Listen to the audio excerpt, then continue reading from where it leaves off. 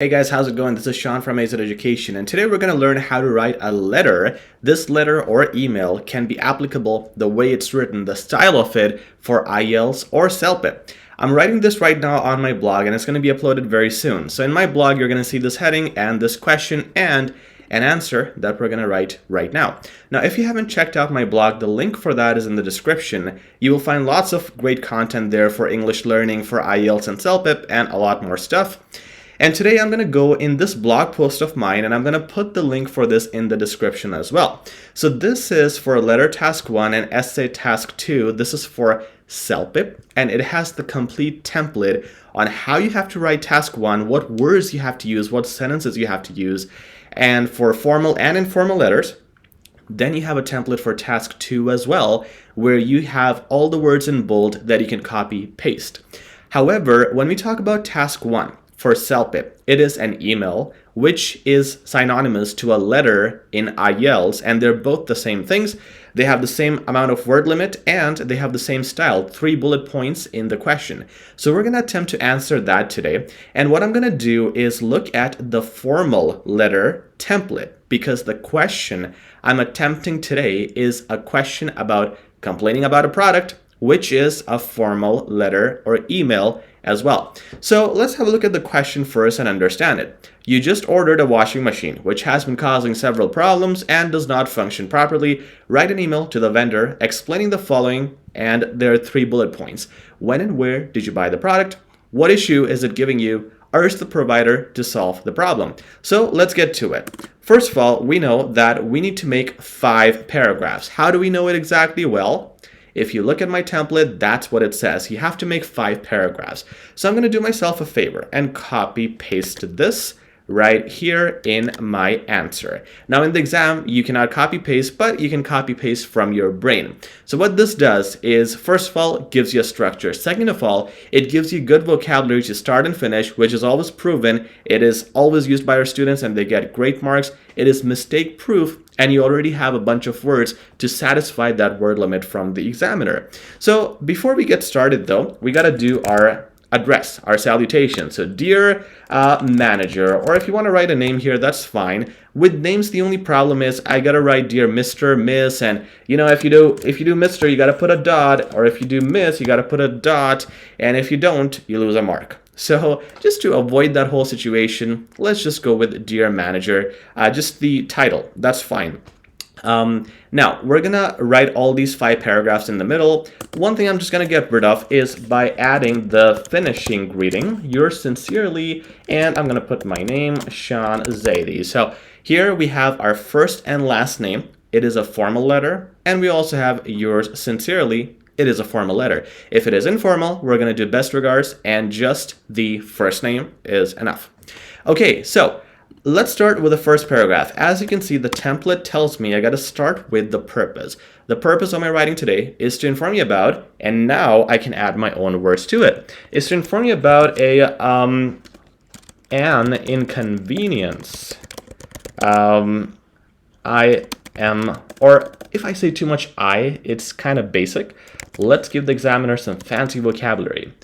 An inconvenience faced by myself after my regrettable, fancy word, purchase of the whatever, make it up, washing machine. Okay, just to be specific, where you can say Samsung or anything, that's fine.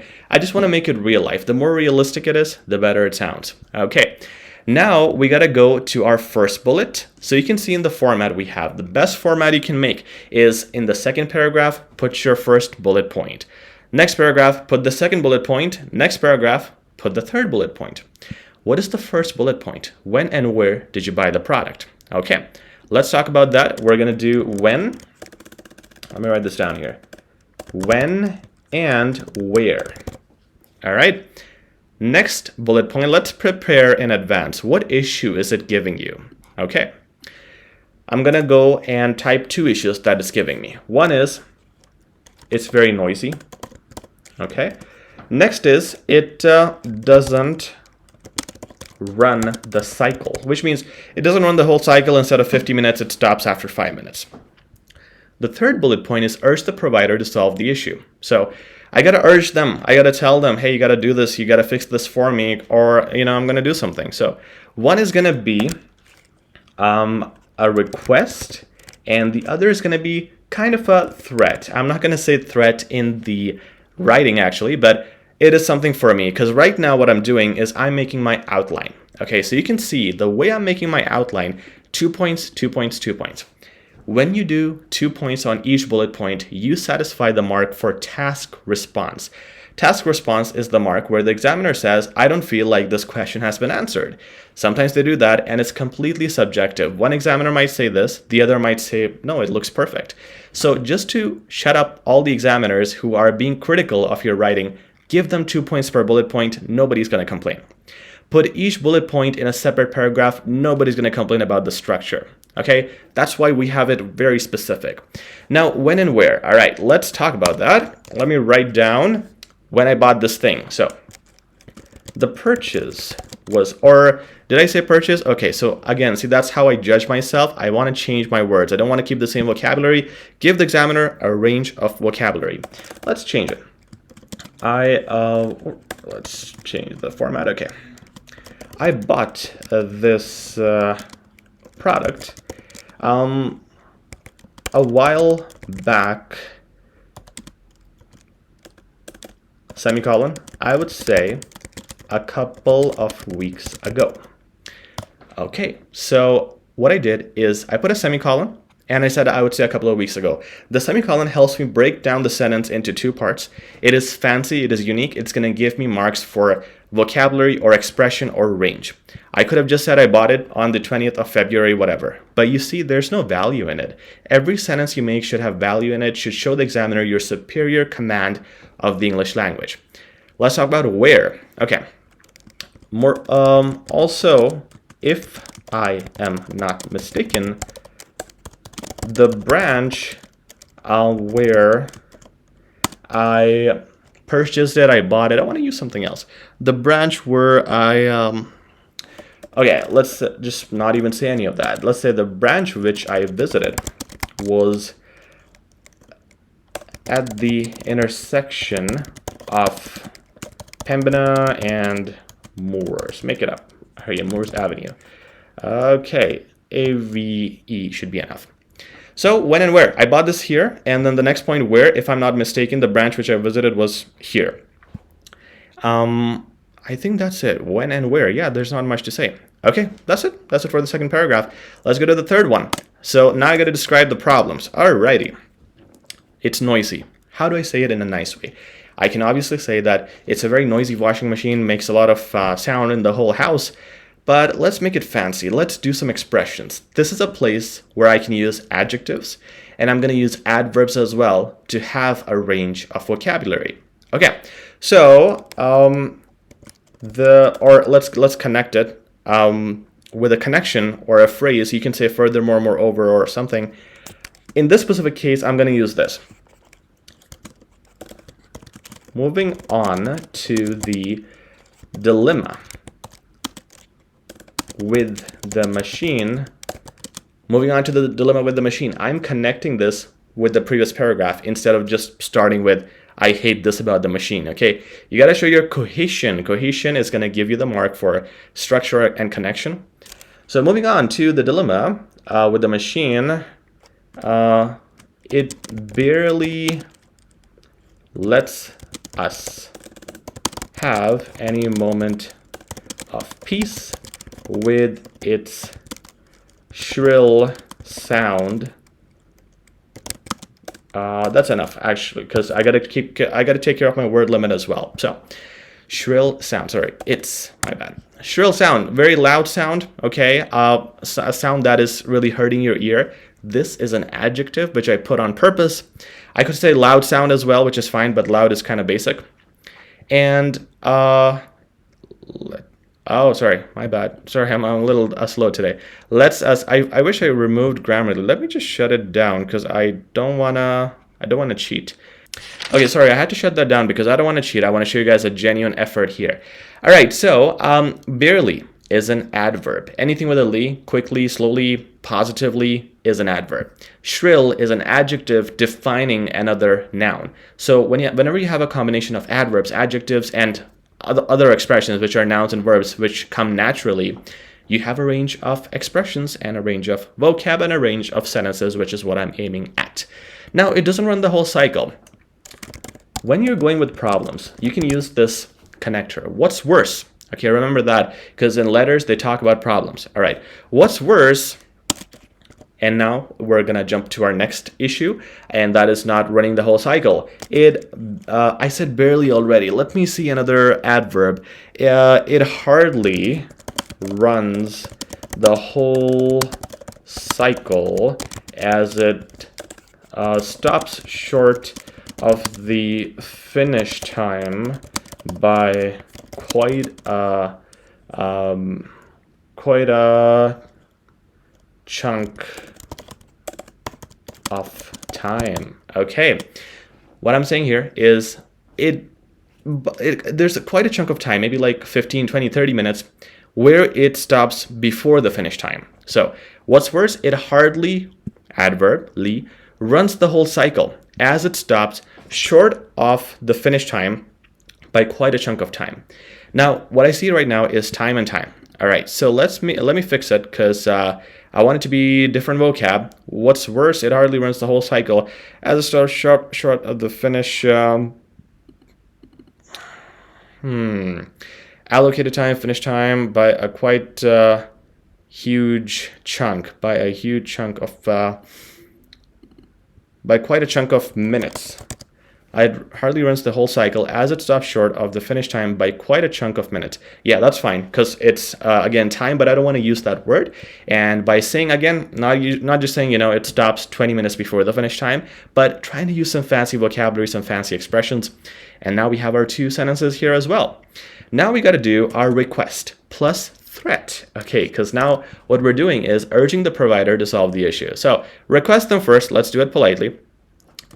Let's go into a connector again. So I'm going to say, in order to therapy the situation, that's one thing I'm thinking. Can I come up with better words? Find a treatment. No, it's not really a treatment.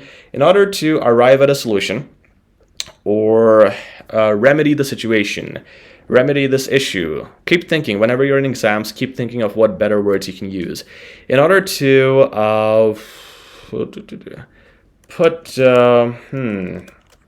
yeah, let's just say therapy. Can't think of anything right now. In order to therapy the situation, it is highly urged.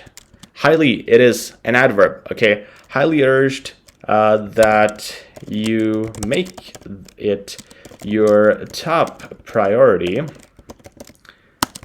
as laundry is, okay, let's do this. As clean laundry comes second nature to me. So clean laundry is something that comes second nature to me. It is so important for me. It's like almost natural, and I can't be natural without it. So you got to fix this issue for me quick. And here's my threat to you. How do I say it politely? I don't want to say I'm going to sue you guys or anything. I don't also want to say, if you don't do it, then I'm going to do this. I want to be polite. Okay.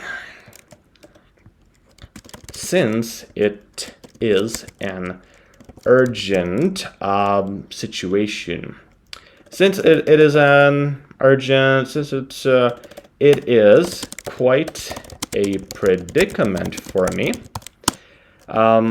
I would require, request, need. Can we do a fancy word? I would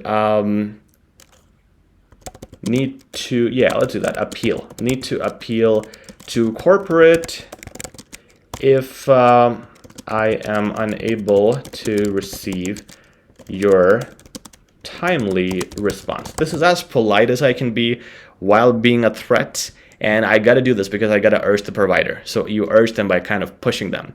Complex sentence. Whenever you start your sentences with something that will be a connector, like since, like although, like considering, concerning, those words connect two different points. For example, since it is quite a predicament for me, comma, next, I would need to appeal to corporate if whatever. So by making complex sentences, once again, what you're doing is having a range of expression, range of sentences. And you can have a bunch of those. If you want to have the lesson on complex sentences, go to YouTube, type AZ Education complex sentences, and you will know exactly what I mean. Now we are done. We have now two versions. There is this and there's or, and then there's another version of your conclusion. So one version is, I'm looking forward to seeing how my suggestions translate into prompt actions from your side. Your kind cooperation would be most appreciated. I haven't made any suggestions here, so I cannot use this one.